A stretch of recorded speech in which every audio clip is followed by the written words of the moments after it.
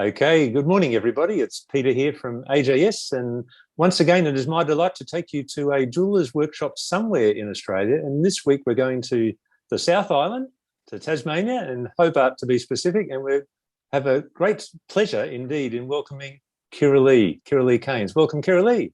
Hello. Good to have you on board once again, where we're going to continue our journey in sand casting. And what are we going to get up to today, Kirra-Lea? I'm going to show you how to clean up various castings and how to deal with some troubleshooting. Say if one stone cracks but the rest of the stones are cast in place perfectly, how to fix that. If perhaps a stone's fallen out, how to get it back in and still make it look like it's cast in place. Just little things like that. Lots of little tips and tricks, a little bit of troubleshooting advice and that. So yeah. I'm sure everyone will pick up a little trick for themselves. So let's get into it, shall we? What sort of tools and jewellery are we playing with today, Kirra-Lea? Yeah, so I've got a bunch of castings that I've already cast previously, and I've just got them sitting here waiting to be fixed up. Normally I just jump in and do it, but I've been saving them up for this demonstration. So hopefully we'll get to all of them, but I've got really simple ones first, which is just cleaning up a ring and cleaning up a pendant. There's nothing wrong with either of these pieces. It's just to show you how to quickly clean it up and some little tricks to go with it. And yeah, you're going to be using basic tools, but then I'm also going to be using some more specific tools, but everything you can get from Australian jewellery suppliers, so it's fine. So really simple stuff is like your saw frame, files, emery paper, and then the things that are a little bit more specialized are going to be this little texturing wheel and this little burr. It's not really little, it's actually quite a big barrel burr. So there's some more specific tools you could get to just make your cleaning up more efficient. Not essential, but if you can get your hands on it and you've got the funds, do it. Alrighty, well, let's start by cutting the sprues off of these pieces. So this is where the metal was poured in, and I've used my bolt cutters to chop off the bulk of that sprue so I could melt down that button and reuse it for something else. And what I've got left over is this little bump here. So let's just cut that off. I just use my saw frame with a bit of wax on it, and let's just shave that off as close to that ring as possible.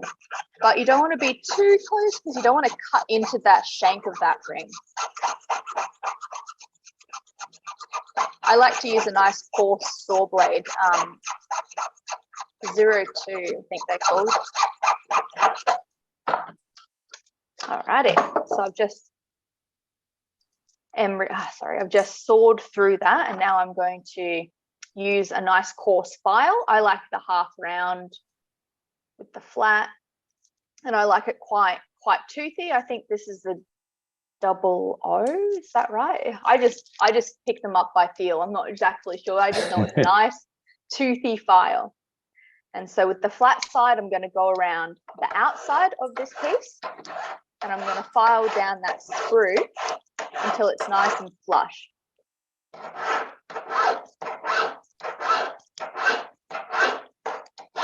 I'm going to come on the side as well, because there's a little bit of extra sprue on either side of this band, so I'm just going to take that off as well. I'm going to be careful not to remove too much of the texture along the side of these rings, because I quite like all that organic texture. I don't want to damage it by filing over it, so I'm going to be very careful and just file that extra sprue bit on the edge there.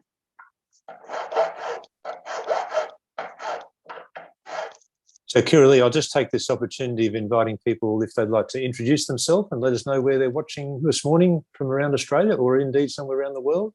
Let us know. Yes, that'd be great. Yes, please. All right, so I have filed that sprue flush on the shank there, and it's flush on the sides. And now I'm going to use the rounded part of the file, and I'm going to file the inside of this band. And I'm going to file the inside of the entire part of this band, because I want the inside of my ring really smooth, even, so that when I apply emery paper and then polish it, it's going to be perfect and mirror finish and smooth and look very professional. And you've got that wonderful contrast between perfect smooth mirror finish on the inside with a texture on the outside. It just looks very very nice and intentional. So I find it's very important to make sure the inside of your ring is really well cleaned up. So I'm just going to get in there with my rounded part of this file, and I'm just going to take off all of that rough surface.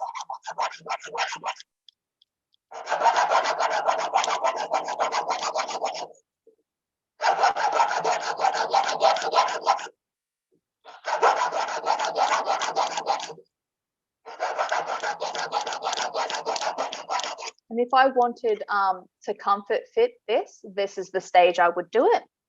So I wouldn't use my big file to comfort fit this band. I'd use something a little bit smaller, my little, I think it's called a crossing file. So it's rounded on one side and rounded on the other side. So it's got two rounded sides on this profile. And I find that's perfect for doing any sort of comfort fitting, or even if you just want to go inside of this band and give it a bit more of a clean up, a little bit more precision, because it's a smaller file and you can see what you're doing a bit better. So this crossing file is my favorite for that, rather than the half round files. But let's go in there and put a little comfort fit on this. If you don't feel like you can do it manually quite evenly, you can use your dividers. So set your dividers up,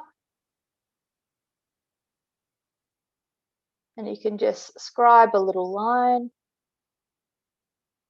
so that you have like a little mark to file to, so that it's really even and it's not going to be a wobbly line.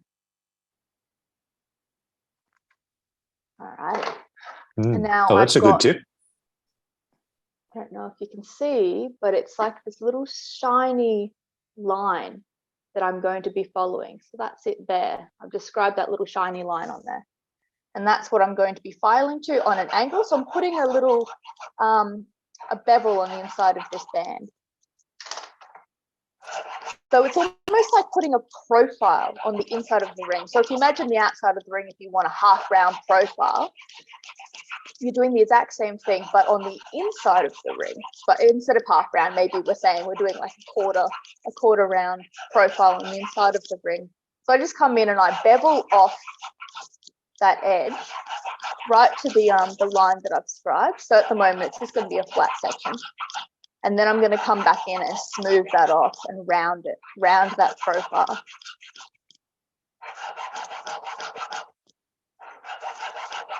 Alrighty, so I've put a beveled section on the inside of that band. I'm not sure if you guys can see. Oh, you can see it catching in the light. Yep. And now I'm going to round that off. So I'm going to leave the outside. I'm not going to do any more to the outside. The part where the bevel joins to the engraved mark. I'm just going to round the inside part of that bevel, which is creating that inside profile, that quarter round profile on the inside of the band, which makes our comfort fit. That means the ring can move on and off the person's finger nice and comfortably and easy, and it's not going to catch on their knuckles. That's why it's called a comfort fit. So it's comfortably fitting that person. All right, so I'm just knocking off that edge and blending it in.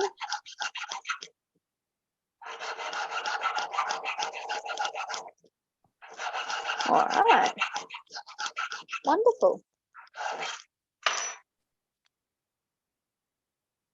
Now let's get that inside really nice and smooth. I'm going to put my little glasses on,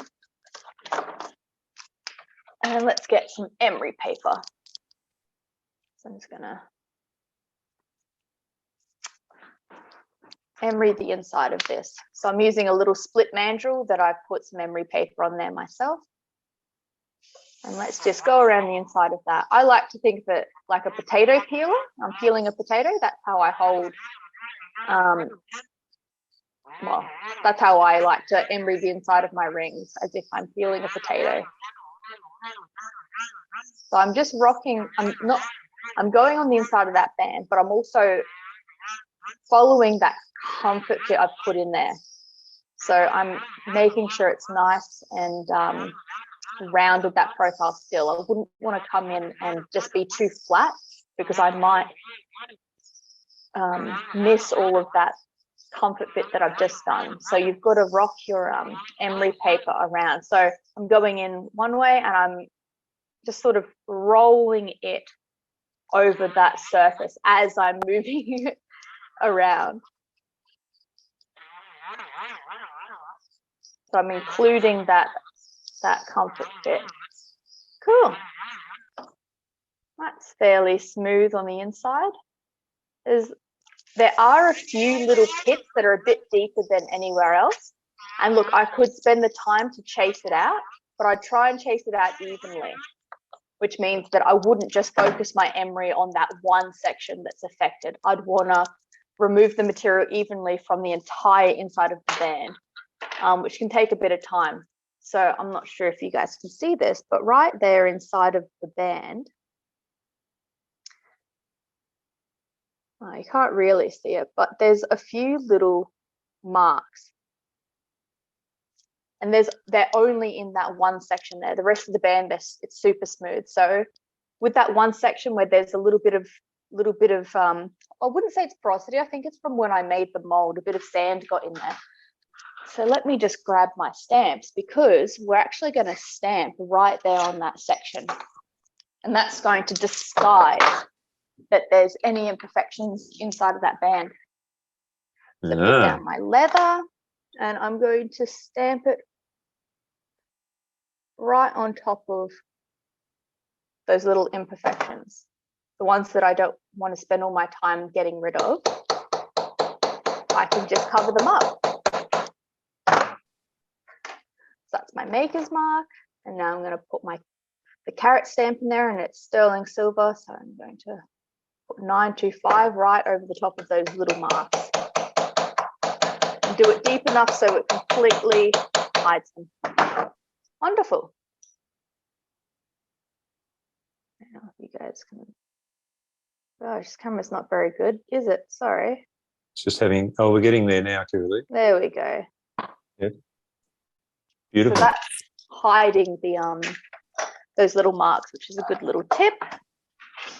Let's continue. Just a couple of comments just to respond to. Susie's loving your instructions, so thank you for that, Susie. And we're glad the rain has stopped where you are, so you're obviously in New South Wales. Yeah. And Robin has asked, is this demo available on the AJS website? It will be published on the website after the show, so you will be able to watch it on replay. Yes. Fantastic. Good. Okay. Thank you. Thanks, Kirra-Lea. It's all right. So I'm going to continue my cleaning up journey on this shank now. So there are a few little raised bits. I like texture, but I want it to be comfortable. So anything that's too raised, I'm just going to knock back down with my little file. So I picked up my little barrette file here, which means, or a safety back. Sometimes they're called a safety back or a barrette file, where they've got no file on the back of them and they just have this flat file there. And I think this one is a 2. So it's kind of coarse. I've had it for quite some time, so it's not as coarse as if I'd freshly got it. I'm just going to take off any of those high points on this textured band, because I want it to be nice and comfortable when the person's wearing it. I don't want any pokey up bits of metal gouging the person's fingers. All right, so I've just taken off any of those high parts, anything that I think is a little bit sharp. All right. Move that in a little bit. Now, when it comes to the stone, so I have a rough sapphire that I've cast in place, and you can see that a bit of the metal has come up and over that stone, which I quite like, but it's a bit sharp and there is a little bit too much metal over the stone. So I'm just going to remove some of that metal so it's not as sharp and pokey and it looks a little bit nicer. So I'm just going to come in there. And I don't want to take too much metal off, because I don't want to make this little arm of metal too thin. If I make that silver that's reaching over the stone too thin, it means that if a little bit of cotton gets caught underneath it, it'll just rip straight off because it doesn't have any strength. So I want to clean it up and make it a little bit thinner without thinning it too much. I know, it's tricky. You got to find that balance. Oops, sorry, my big head's in the way. It's trying to see what I'm doing. All right, so I'll just round that a little bit more.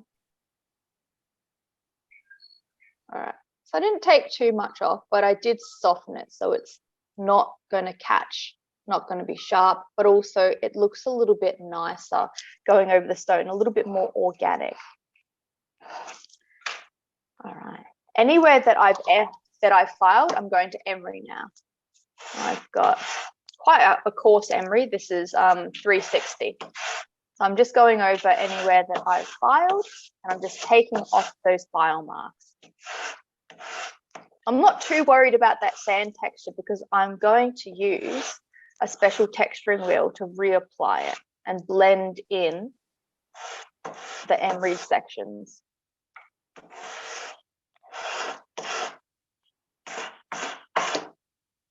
Cool. All right. Now, when using this this little tool here, it's like a little stippling tool. You can get it in a bigger size than this. This dude here is about $15, so he's the little one. The biggest size that fits on your on this little mounted wheel thing, the one that's slightly bigger is, I think it's like $30, maybe 35.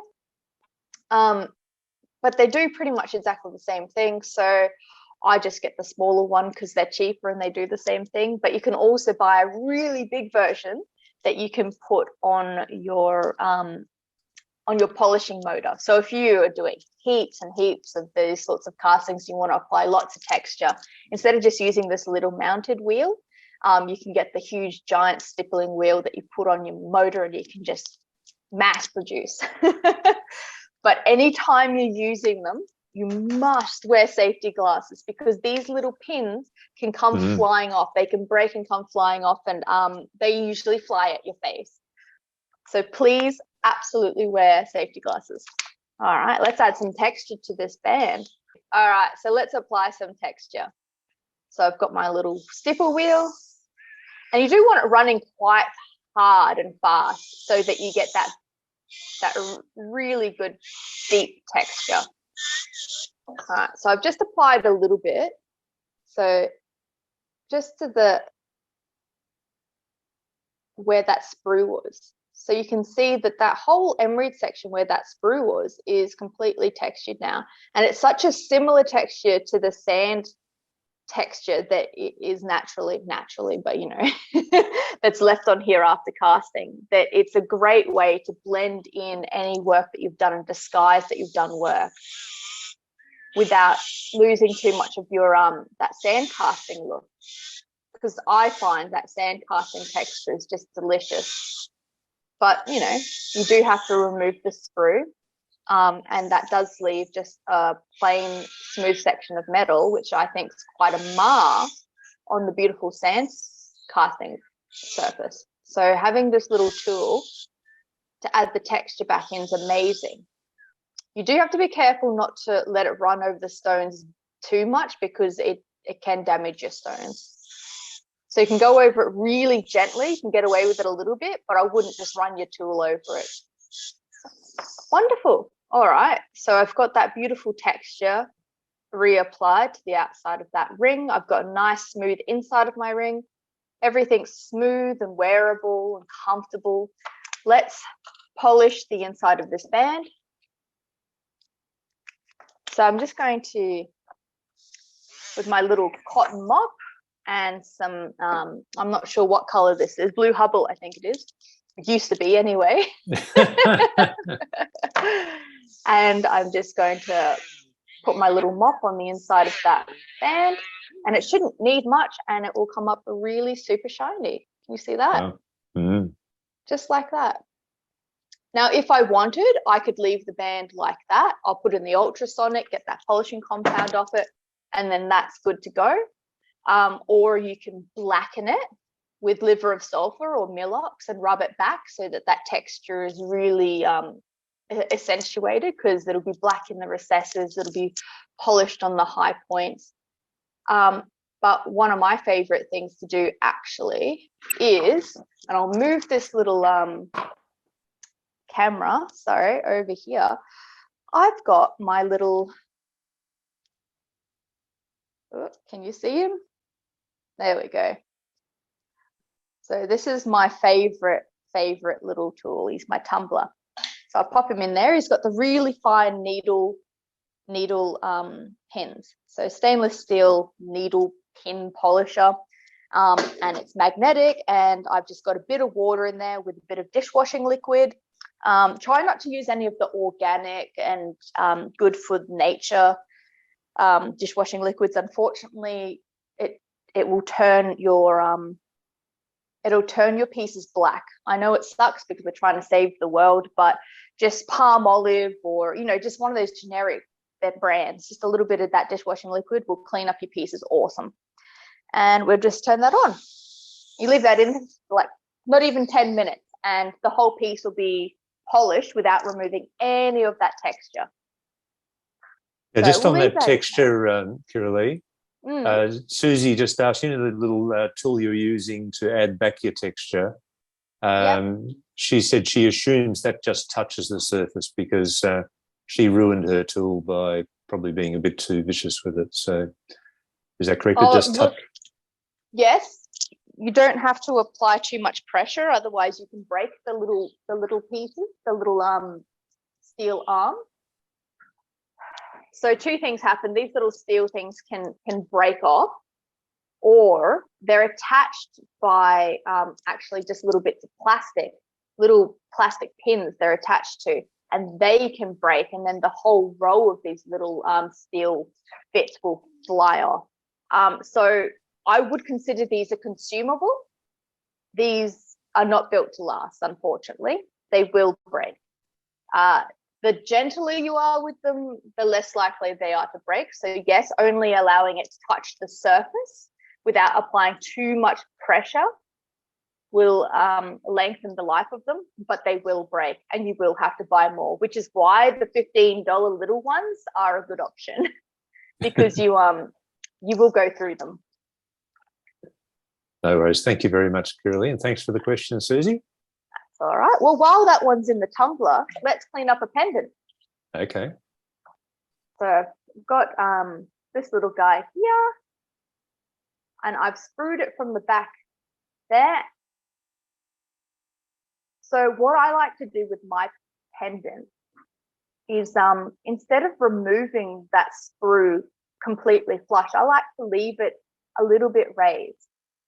So I'll show you what I mean by that. So let's just chop off that sprue, but I'm going to leave a little bit of height to it. So I'm not going to cut it off flush.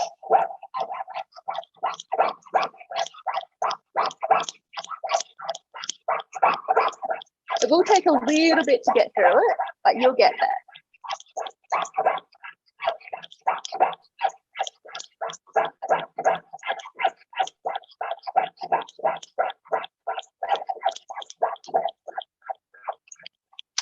Alrighty.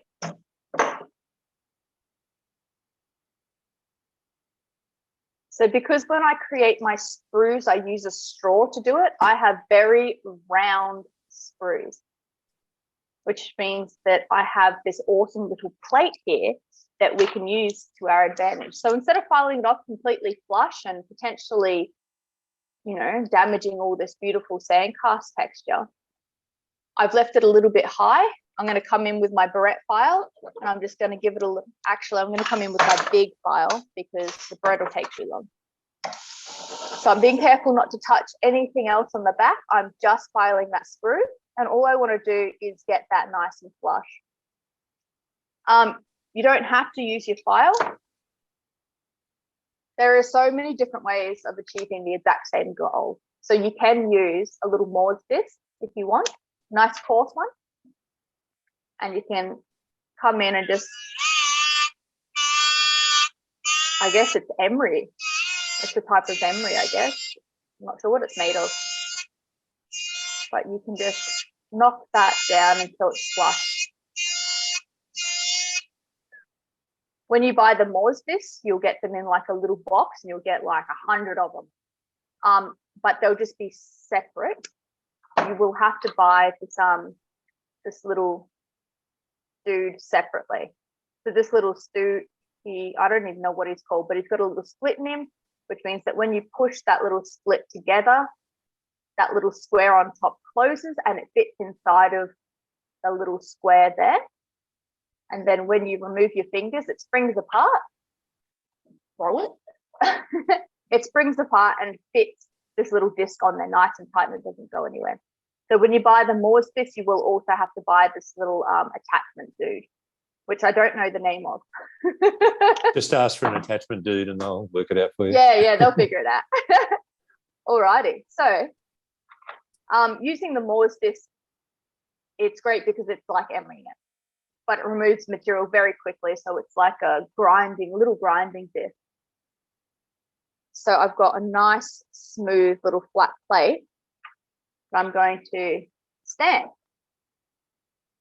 Because now it looks like I've paid extra attention and I've went the extra mile.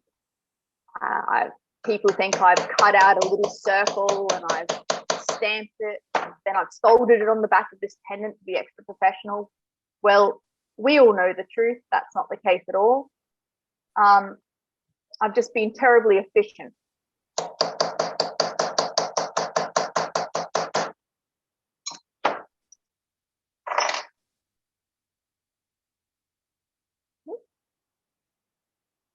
So that's where I've put 925. So it looks very intentional. Yeah, that's right. And yeah, it just looks really slick and professional. That's right. Yep. And guess what, Kirra-Lea? That I've just saved myself some time of filing a screw down in actual fact. So leading up to when you were doing that, Robert made the comment, oh, that'd be a good spot to put your maker's mark. You knew what I was doing. Yeah, there you go. You're on the same channel. All right, let's finish cleaning that up. So the outside of this piece, there is a little bit of line of parting, which is that seam where the two molds have been joined. So there is a little bit of spillage of metal, not much. I could leave it if I wanted, but I like, again, the contrast of really high polished sections with the textured sections. So with my like disc style pendants, I like to have the outside really smooth and the inside really smooth. And I leave the texture just on the faces. So let's get around the outside of this and give it a little file using my big coarse file so I can remove that material very quickly.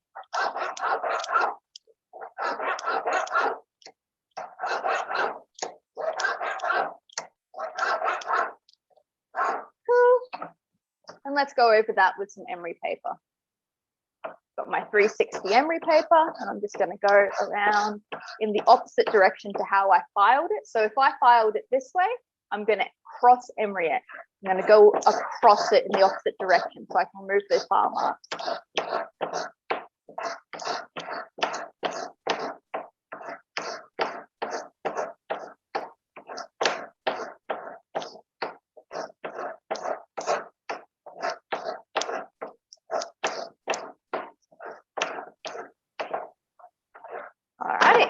Done.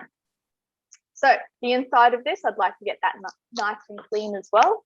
And you have a whole arrangement of files or burrs that you can use.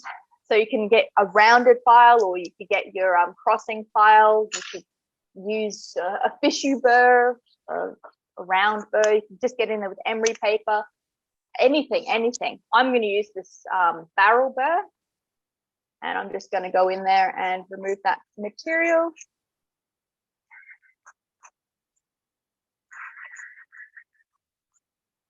Again, I like to do it like I'm peeling a potato.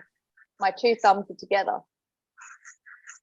And I'm just taking off all that surface. And now I'm going to emery it, my little split mandrel.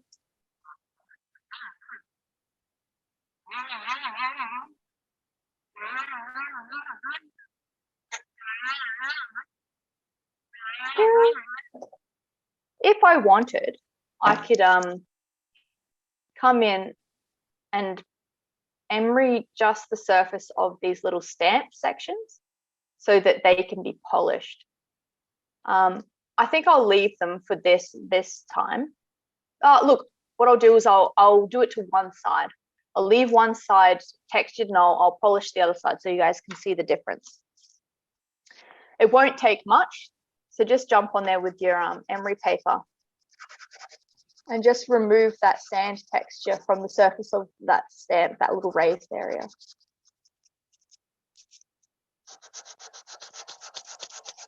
So Tanya's asked an interesting question, which I'll ask you a bit later when you've got a bit more time. Okay. But stay tuned for the answer to that, everybody. All right. So I've even got Kirra-Lea interested. Yeah. All right. So I've just emeryed that surface. Let's give it a quick little polish and then I'll chuck it in the tumbler. You don't have to use a mop to polish these. You can just chuck them straight in the tumbler, but you do get a better contrast of polished versus textured if you do put a polished finish on your polished section.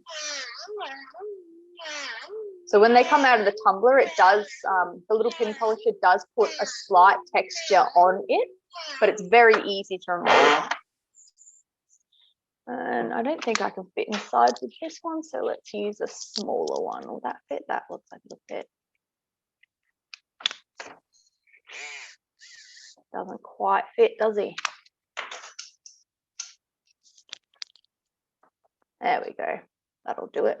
So I've got my little worn out goat's hair that'll go inside of that section there. There we go.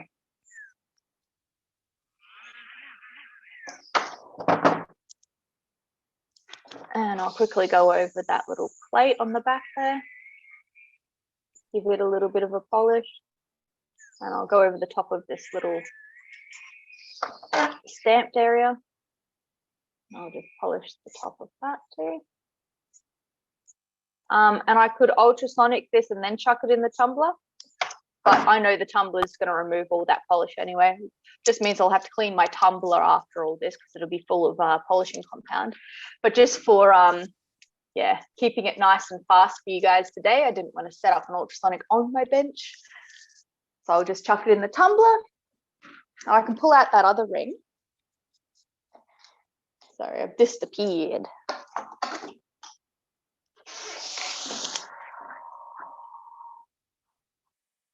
Alrighty, so I've just pulled this out of the tumbler. You guys can see that, but it's just put this nice polish on that textured, that sand casting texture, because it can be a bit dull. It can be a little bit matte after you've cast, and you want to get a polish on that surface, but you don't want to wreck or disturb that sand cast texture. So the little pin polish is perfect for that. The inside's still shiny, but it's not as shiny as it could be. It's almost like it's softly satin. So I could jump in there with my my mop and give that a quick little lick, and that'll get that back to super high polished again. All right, let's just set that to the side. Let's have a look at one of our other conundrums, which is you've got this beautiful ring that you've cast. You've got all these wonderful cast in place stones. But one of them's broken. Drat, what do? You can't destroy the whole thing just because one stone's broken. I can't even remember which one it is. There it is. Okay. This is the broken one. So we're going to remove it. You will have to buy a specific tool for this. Unfortunately, there's not very much you can do to get a broken stone out other than to burr it out with diamond burrs. So you can buy these. My kit's all fallen apart, but you buy these assortment of diamond impregnated burrs, and that's what you're going to use to remove the damaged stone. All right. When working with diamond tips, and stones, you want to make sure that everything stays wet and lubricated. Otherwise, your little diamond bits will burn off, and you won't have any diamond left on your tip. Other thing is the stone dust can be a bit of a hazard to breathe in. So if we keep it all nice and wet, you won't be breathing anything bad, and your tip is going to stay good. It's not going to break. You're going to have it for a very long time. So just keep some water on hand. You've got to keep it nice and wet. All right, and I'm just going to get in there and literally burr out the damaged stones. I got to keep wetting it because firstly, I don't want that drill bit to burn up, but I definitely don't want any dust floating around in the air. So it does take a little bit because it is sapphire that I'm burring out. And it's quite a hard stone. Diamond is harder, which is why the diamond tip is able to destroy that sapphire and burr it out fairly easily, really. Let's be honest. It's doing a pretty quick job of it. So I'm trying to remove just the stone, and I'm trying to leave the metal intact as much as possible because I want to reset a new stone in this section that I've just burred out. But I do have to make sure that all of that stone is gone. Sorry, big head. Let's get in there with this little sharp one. So I'm just running around that girdle. I find that you'll burr a stone out, but then the girdle of the stone will be still in there, cast in place. So I come in with a little sharp tool, and my little sharp diamond tip, and I'm just running around where that girdle would have been, and I'm just removing any leftover sapphire that's trapped in that girdle. All right, I think that's done it.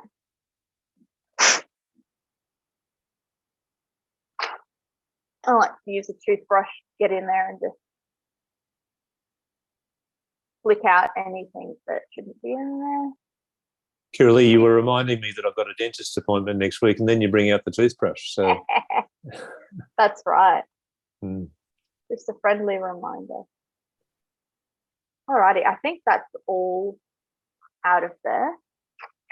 The reason why I'm being so cautious about getting all of that sapphire out is because I do want to go in there with my regular ball burr and prepare this bit of silver to seat a stone in here. And if there's a bit of corundum, a bit of sapphire still left in here, it's going to blunt my burr like really badly, like, you know, chuck it out and can't be used anymore. So it's quite important to make sure that all of that sapphire is gone.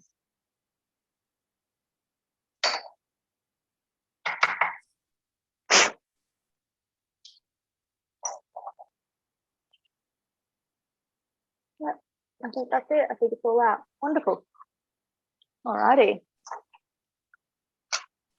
And I have my new stone, this cutie little sapphire here.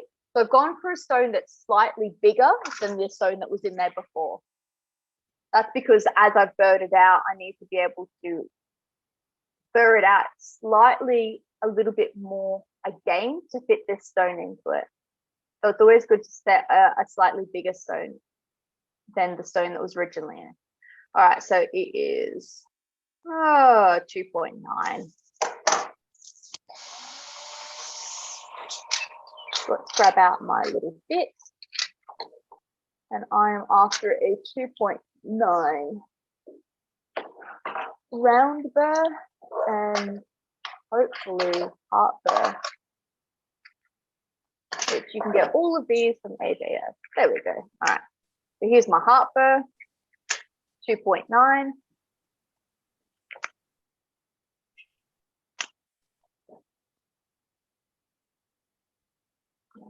I'm not going to fit this yet, so let's burr this out first.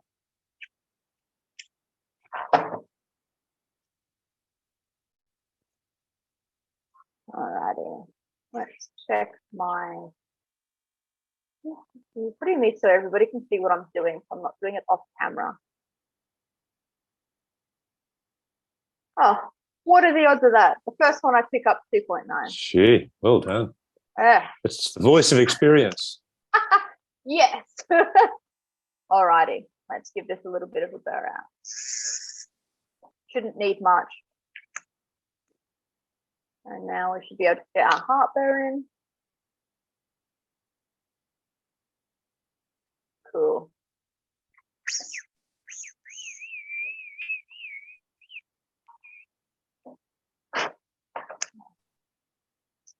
And let's use a smaller burr and just go down a little bit deeper, because this stone is a little bit bigger. It will also be a little bit deeper. So we need to make sure there's room for it to sit.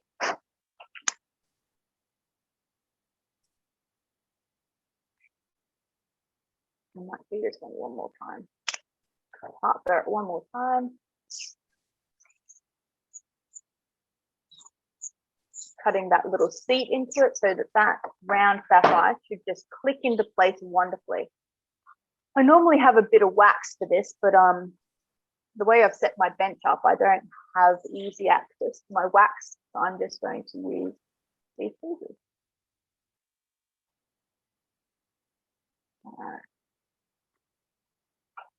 So we should pop in with a nice little click. And I like to use my so I've got these parallel pliers, but they're half round parallels, and they're fantastic for setting.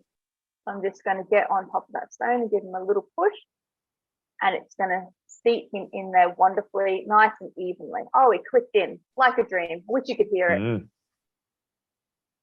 So he's in. Great job. All right. Where's my little burnisher? Oh god. Feeder. Sorry, I should have had all my setting tools laid out in front of me. Oh god. Are you tying yourself in a knot there? Yeah, I know. Oh, I need something to hold the ring in as well. So just a little ring clamp. You don't have to get anything super fancy with like a ball vise unless you do lots of setting. The ring clamp will do almost everything you need. Alrighty, so that stone is sat in there. And now I'm just going to go over it with my little burnisher. And I'm going to push the metal down around that stone. So this is, there's so many different names for this style of setting, like rub-in, gypsy setting, hammer setting. Yeah, I think that's the same. Flush setting, that's another word for it. Whatever you call it. That's what I'm doing. I'm just running this little burnisher around the outside of the stone, and I'm pushing that metal down over that girdle. Because I did that little undercut, that's where the girdle's sitting, and now I'm pushing the metal down on top of it so that it's nice and tight. Cool. All right, so he definitely looks like a flush set gemstone at the moment compared to the rest of them. Got that bright little, looks like a bright cut around it where I've burnished it. Mm-hmm. Yeah. So if you're not a big fan of that, you can well, you're probably not a big fan of it because you like the sand casting. And I wish I had everything. Sorry, but guys. you always need a plan B, Kirra. Yeah. Sorry. Apologies. All righty. So I've got this little pusher, and he's got a textured top on him. I've gone in there with a ball burr, a diamond ball burr, and I've just scratched off that surface so that when I'm pushing, it has grip. But not just that, it does add a bit of a texture. So I'm just going to go around that stone. And you could do this from the start. You don't even have to use the burnisher if you don't want to. You can just walk around with this little tool that you've made instead of burnishing it. but everybody's a bit different on what they like, and I'm like to show you a few different ways. So I'm just walking around the girdle of that stone, which is where I burnished it just before, and I had that bright little frame around the stone, but it was a dead giveaway that, you know, he doesn't belong. He's different. Something's happened to him that hasn't happened to the rest of the stones. But now I'm going to disguise all that. And because my little pusher, he's very textured so that he doesn't slip, he's got lots of grip. It also means that when I'm pushing him down on top of that metal, he's stamping his texture all over the top of that metal. And so when I show you now, it's all blended in. And if we really, really want to blend it in further, we pop on our glasses and we get our little stippling tool. And very carefully, you're going to come up around that stone and you're going to make sure the tool doesn't go on the stone, that little texturing tool. The way you do that is you start further away from your stone, and as you start texturing that metal, you can see where that texturing is, and you can bring it right up next to the stone without actually touching it. So imagine when a curtain of rain is coming across the valley, you can see it coming. That's what you can see here, like a bunch of rainfall, and you're just going to stop right before it hits that stone. There we go. Completely blended in, and you wouldn't ever know that we've fussed around and added a new stone to that. Mm. And now, job well done. That's right. And now you've got a piece that looks like it's all cast in place. I mean, it's, 95% cast in place, and it's sellable again instead of, something with a broken stone you don't know what to do with. All right. So another one I can show you is, and this can work with your faceted stones too. So let's check the time. Yeah, I've got time. So this is the piece that I've cast, and it's with rough sapphires, but one of the rough sapphires has fallen out. I've got the little dude here, and I'm going to put him back in his seat, but he doesn't have enough metal to hold him in place, so I can't walk some metal around it and set him in place. But what I can do is solder a few teeny tiny little balls of metal around that stone to hold him in place. But we will want to sit the stone a little bit deeper first. So let's ball bear out that metal a little bit so that the stone sits deeper, so that we can solder some little bits of metal around that stone and keep him in position. All right, let's see. Is he going to fit in there nicely? Oh, I could probably go a little bit deeper. Let's go a little bit deeper.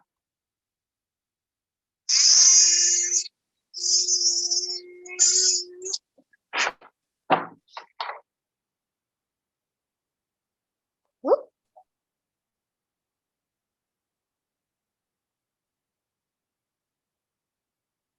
All right, there we go. Sat in there nice. So I'm going to bring this camera over to my soldering section, which is right here. All right, let's pop him on top there. And let's grab a little bit of silver that we can melt into balls.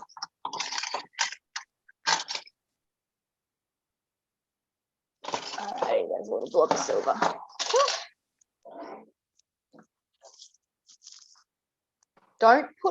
Try not to put flux on your stones. Unfortunately, the tenacity flux etches your sapphires. That's not so good. So if you are going to use a flux, use the boracic. Is it boracic and metho? Is that the mix you use? That seems to be a lot gentler on stones. Sapphires, I should say, and they won't etch. All right, and because these are sapphires, they are completely fine. All right, let's get some of this metal ready over here. I just want to melt the silver and get some little balls. So I like to use my solder pick. I don't know if you guys can see that. So I melt it into a little ball, and using my solder pick, I just break it into smaller bits. All right, and I've got myself about 5 little balls there. All righty, and then I've got some solder down here, and I'm going to run the solder over the top of that little ball. I'm going to pick it up, and I want to place it over here next to this sapphire. I'm putting it right there next to the sapphire. I'm going to heat this plate up till that little ball solders down. There we go. I've got to have quite a hard, hot flame because this is a big pendant. There's a little pit in this that I'm just filling up with some metal as well.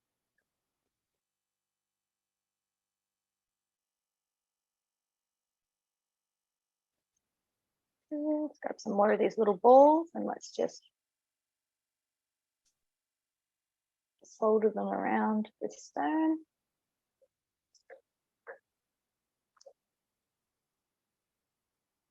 So sometimes once you've soldered the balls and you're cleaning up, you can leave the little balls there because sometimes it can look really good having these little balls. But other times you can file them down until they're almost flush and blend them right in so it doesn't look like you've soldered little balls everywhere.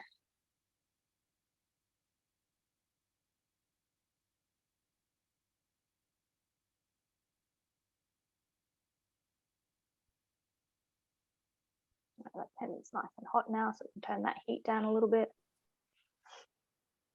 Kirra-Lea, you could have been a brain surgeon.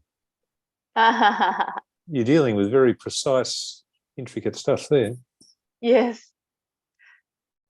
When you heat it up and the solder's running, you can manipulate those little balls and push them closer to that stone to hold them in place a lot easier. So don't just let the balls run it wherever they want to go in the solder. You can be in control of all that. So use your little solder pick to bully those little balls to solder where you want them to be.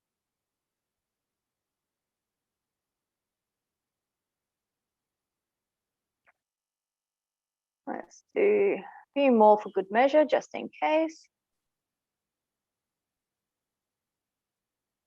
So because these stones that have been cast in place, they've already gone through a fairly intense temperature. So the heat that this metal has to get to for easy solder to flow is, well, quite low compared to the heat they just went through to be cast in place. So don't feel sorry for these stones, they're fine.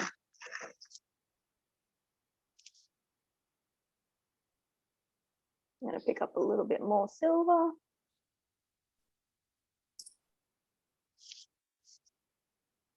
I'm just going to solder some more around here. So Robert is suggesting that your piece there looks a bit like the lunar surface. Oh, it does a little bit, doesn't it? Mm.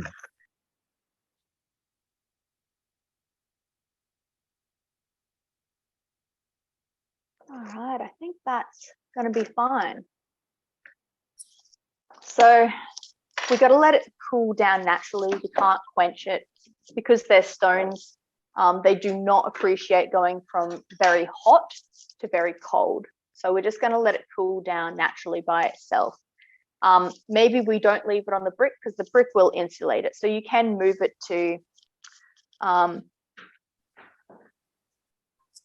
there's always a bit of steel on your bench peg. So you can move it there. And then it'll cool it down a lot faster. Just readjust this. There we go.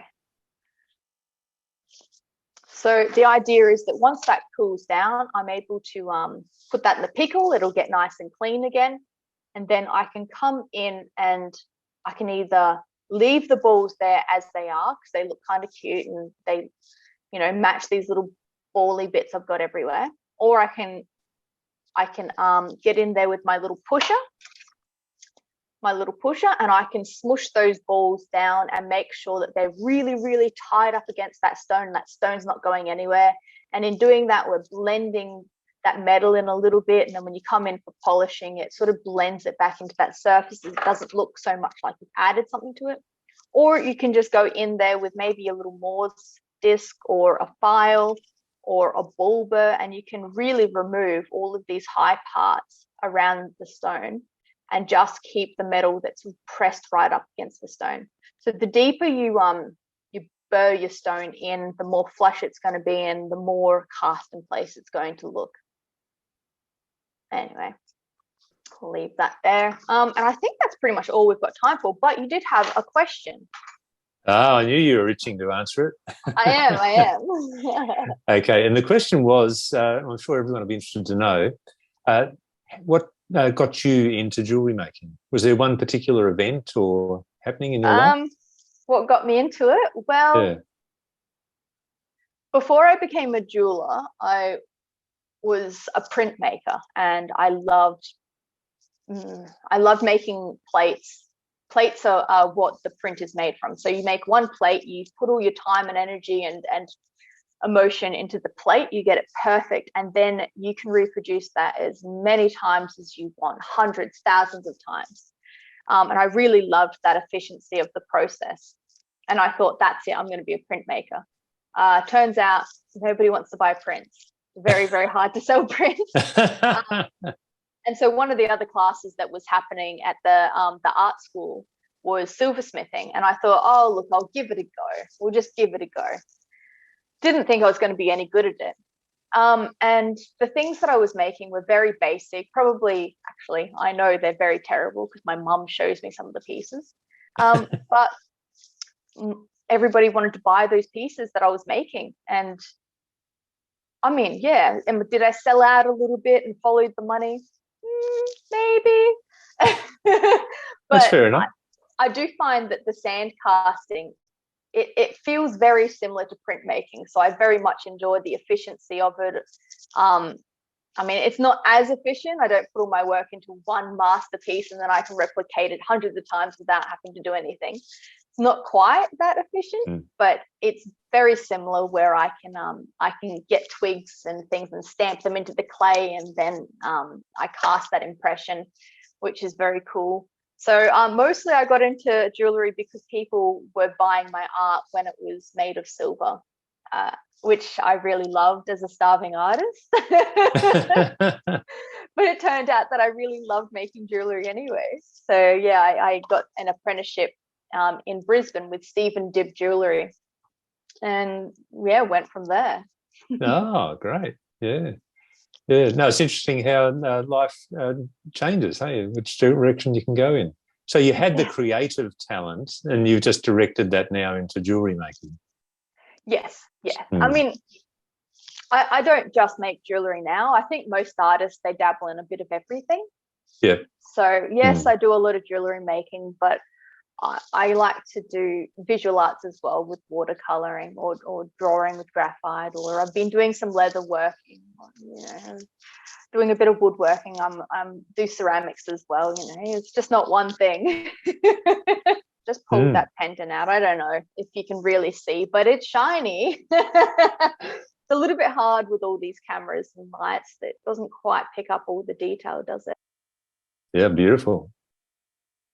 So that pin polisher gets that surface really nice and shiny without removing any of that texture. It doesn't, the smooth sections, it doesn't make them like shinier and smoother. It does actually put a little bit of a texture on it. So you will have to go with a polishing mop and just brighten those up again. Okay. But it's very efficient way to polish something without, without removing any texture. Magnetic pin polisher. Get one. Indeed. Another job well done. We'll be back sometime real soon, and we'll look forward to seeing you then. Thanks very much, Kirra-Lea. Very welcome. Thank you for watching.